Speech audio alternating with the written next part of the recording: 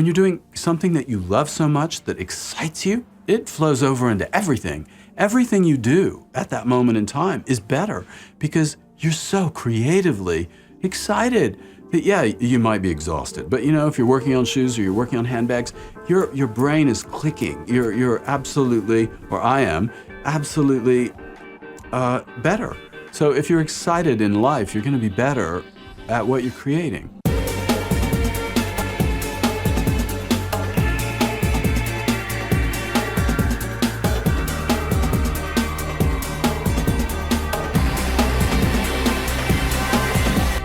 I'm Tom Ford. I'm a fashion designer.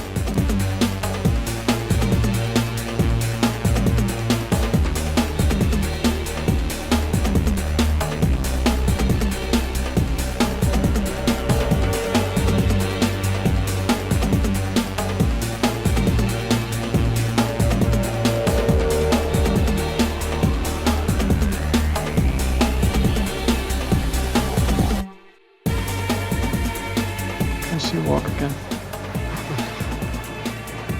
Don't you think it's better? Much better. My creative drive is obsessive. Perfectionism is almost an illness with me.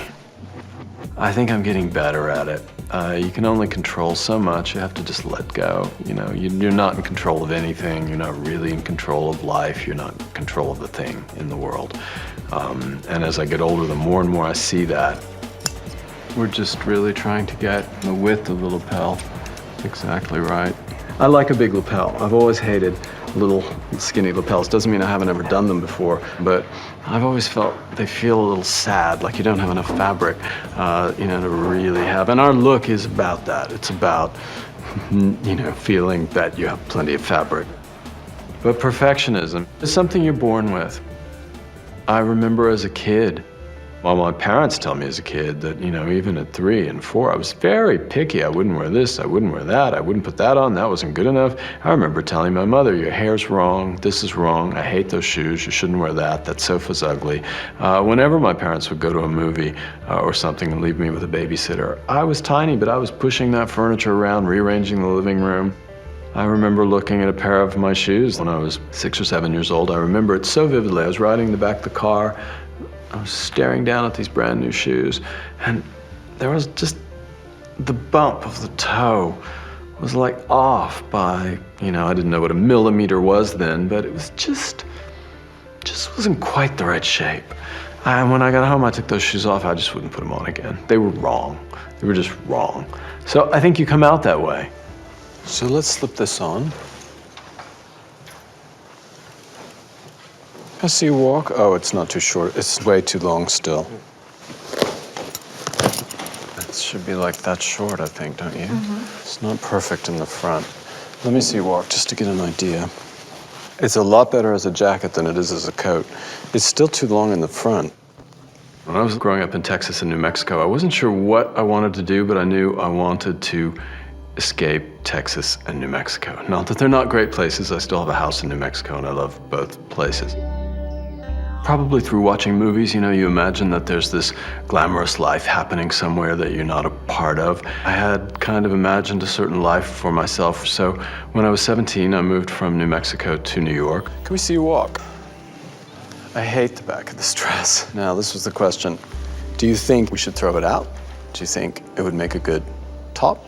I don't know what to do with it. I secretly had a desire to be an actor. So I was taking acting classes on the side of my art history classes at NYU. And then I started working a lot in television commercials. But I quickly realized that acting wasn't for me and that it drove me crazy. I realized I wasn't in control and I didn't like that. So I thought, well, what am I gonna do?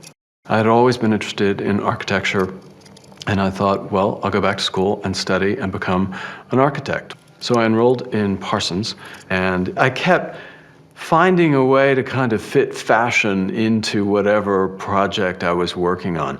You know, back in those days, and I don't know whether it still happens, we had to make full-scale or not full-scale, but scale architectural models, and you'd spend days and days cutting little pieces of balsa wood and making it all perfect. And I would often spend more time figuring out what the little figures I was putting in were doing, were wearing. I realized that I was working fashion into my architecture a lot, and that architecture was perhaps too serious a discipline for me. I think it's still strange, don't you? I think it's really scary. Let's cancel it. But I realized fashion, this is exactly where I should be. It suited me. It suited the speed with which I became bored with things. I think I'm sick of nude. I think Ivory's gonna look like a bride. So I drew up a fashion portfolio. I went around on 7th Avenue, showed my portfolio and said I just graduated from Parsons. Parsons is very well known for fashion.